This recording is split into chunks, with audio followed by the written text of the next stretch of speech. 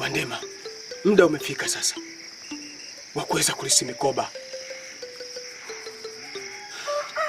Maana mizimu mimi imenifuata, imeniambia kwamba wakati umefika kuweza kulisi mikoba na atafutwe yule mtu wa kuweza kulisi mikoba. Sasa lazima apatikane Wandema, maana toka marehemu bibi alivyoweza kupotezwa na mizimu baada ya kukosea masharti, hakuweza kupatikana mtu wowote wa kuweza kulisi mikoba. Inapaswa apatikane sasa Wandema.